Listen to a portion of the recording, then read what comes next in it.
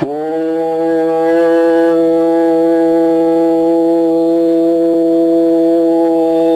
ஈஸ்வரா குருதேவா. உணர்வு இங்கே கலந்திருக்கிறதுனால அவர்கள் உணர்வுகள் இங்கே பட்டு வேதனையா இருந்ததுனால அந்த உயிராத்மாவை இங்கே எடுத்துக்கொள்ளும் இந்த பாசத்தினால. ஆக இந்த வெளியில வந்தோடனே வேற எங்கேயும் போகாது. இந்த உயிராத்மா இந்த உடலுக்குள் வந்த உடனே இந்த அது உடல்ல என்னென்ன வியாதிகள் இருந்ததோ அது உருவரும். அதை வெளியில இருக்கும்போது நாம் என்னென்ன வேதனைப்பட்டோமோ அதையே எண்ணத்தை இங்கே அதிகமா தூண்டி அழுகையும் சிந்தனையற்ற நிலையும் இதாகி இந்த உடலுக்குள் வந்து இந்த விஷத்தை அதிகமா வளர்த்து அந்த உயிராத்மா இந்த உடலுக்குள் வந்தாலும் குழந்தையா பிறக்காதபடி அதையும் கொன்று இது விஷத்தின் தன்மை கொண்டு விஷமான அலைகளை பரப்பி செல்லுகின்றது. இப்ப நாம் மனிதனா இருக்கக்கூடியவர்கள் அனைவருமே நாம ஒரு பாலுக்குள் விஷத்தை விட்டால் நாம் என்ன செய்கிறோம்? அது நம்மை மயங்க செய்திருந்தது, எண்ணத்தையே சிந்திக்க முடியாதபடி செயலிழந்து விட செய்கின்றது. இது போல அடிக்கடி வேதனை என்ற நிலைகள் அனைத்துமே விஷம். நாம் மனிதனுக்கு உண்டான எண்ணங்கள் அனைத்துமே இப்படி இரு ஆத்மாக்கள் ஒன்று சேர்த்து அதை கவர்ந்து இதுக்குள் செயல்படுத்தும் போது இந்த மனிதனுடைய நிலைகள் அனைத்துமே சிந்தனை இழைக்கப்பட்டு இந்த மிருகங்களுக்கு எப்படி சிந்தனை குறைவான நிலைகள் இருக்குதோ அந்த மனமா மாறிவிடும். அந்த மனமா மாறிய உடனே மிருகங்கள் அனைத்துமே விஷத்தின் தன்மை தன் உடலாக ஆக்கிக் கொண்டது. அது புசிக்கும் அந்த அனைத்து சத்தையும் நல்ல வாசனையாக வெளிப்படுத்துகின்றது. ஆனால் அந்த விஷத்தின் தன்மை வரப்பும் போது அந்த உடலின் மனம் அதுதான். இதை போல நாம் அடிக்கடி வேதனையான உணர்வுகள் எடுத்து இதை போல நாம பாசத்தால் ஒரு உயிராத்மா உடலுக்குள் வந்துவிட்டாலும் அது வந்த பின் இந்த உடலுக்குள் அந்த வேதனை வளர்த்து இந்த உயிராத்மாவும் அந்த உடலோட உயிராத்மாவும் ரெண்டும் கலந்து அந்த ரெண்டு ஆத்மாவும் இந்த உடலை விட்டு சென்ற பின் இது ரெண்டுமே மிருகமா தான் போய் பிறக்கும். ஏன்னா மிருகத்தினுடைய வாசனை ஒவ்வொரு மிருகத்துக்கும் ஒவ்வொரு வாசனை இருக்கு, ஒவ்வொரு மிருகத்துக்கும் ஒவ்வொரு குணம் உண்டு, அந்த குணத்துக்கு தக்க அந்த வாசனை உண்டு. ஆக இந்த விஷத்தின் தன்மை இறப்பும் போது மனிதனுடைய வாசனையை இறக்க செய்து அந்த மிருகத்துக்கு ஒப்பான வாசனையாக இறக்க செய்து நான் இங்கே போறோம் இந்த புவியின் பிடிப்பு ஈர்ப்பு நிலைகள் மனிதனுடைய அங்கங்களை இழந்து சிந்தனையற்ற நிலையை பற்றி நாம் மிருகங்களாக தான் பிறக்கின்றோம். ஆக நாம் மனிதனா வந்தவர்கள் அனைத்துமே அங்கே செல்லுகின்றோம். ஆக நாம் எந்த புவியீர்ப்பின் நிலையை கொண்டு தான் வாழ்வதற்காக வேண்டி அந்த பச்சைகள் கீழ் நோக்கி தன் நிலைகளை எடுக்கின்றது. அதே சமயம் பிரிதூறு ஆத்மாக்கள் அதை தாவி சென்று அதை தாக்கி அது புசிக்கப்படும் போது அல்லது அது தாக்கும் நிலை உறப்பும் போது தாக்கி அது புசித்த உடனே அந்த ஒரு பச்சையினுடைய தன்மைகளை ஒரு பூனையை பிடித்து விட்டால் அந்த பச்சையின் உயிராத்மா பூனையின் உடலுக்குள் செல்லுகின்றது. ஆனால் அது அந்த பச்சையின் உயிராத்மா பூனையின் உடலுக்குள் சென்று அதனுடைய கருவை சுவாசித்து அது பூனையை அந்த பச்சை பூனையாக வளர்கின்றது.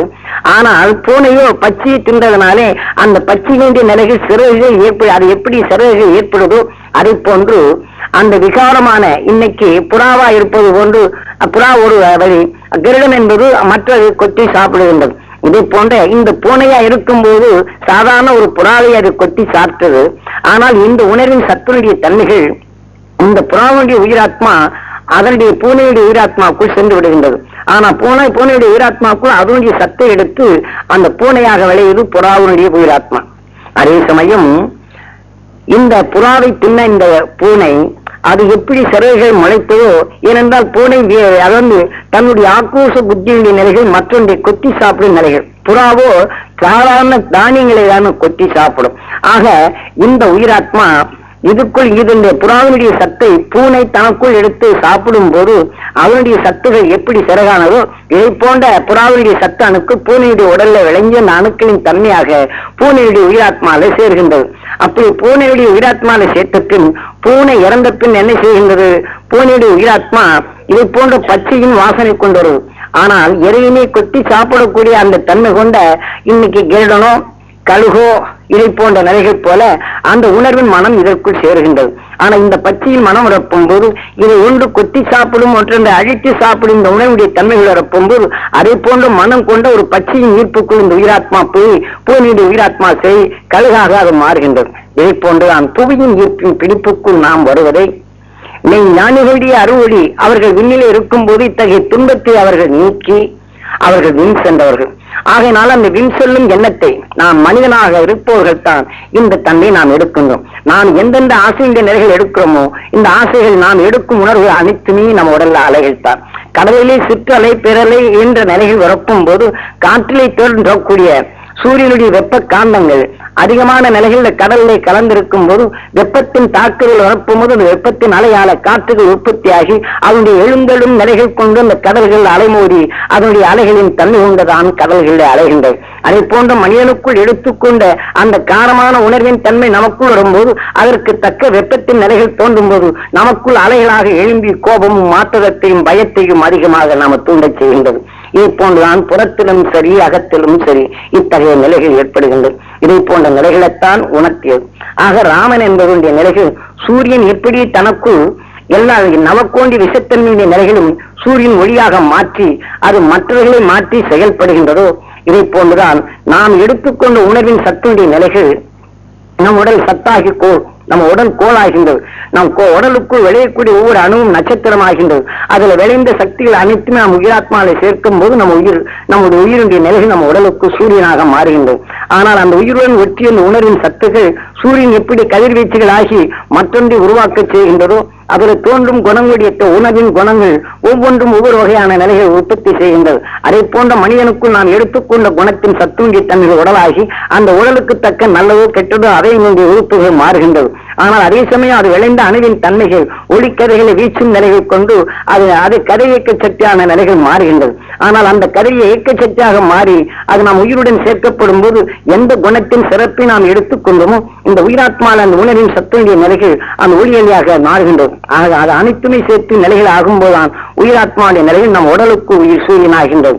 அதிலிருந்து ஒவ்வொரு குணத்தின் தன்மை நாம் எந்த எண்ணத்தின் நிலைகள் பாய்ச்சுகின்றோமோ இந்த உணர்வின் என்ன அலைகள்தான் அது ஆஞ்சநேயாக அதன் வழக்கு தகுந்த. அதனால்தான் ராமனுக்கு பின் வானர படைகள் என்று காட்டியது. ஆக நாம் உயிரான நிலைகள் எடுத்துக்கொண்ட அனைத்து உணர்வலைகளும் ராமனே. ஏன்னா ராமன் சாந்தமானவன். நம் உடலுக்குள் எடுத்துக்கொண்ட உணர்வின் அலைகள் அனைத்தும் சாந்தமாக தான் இருக்கின்றது.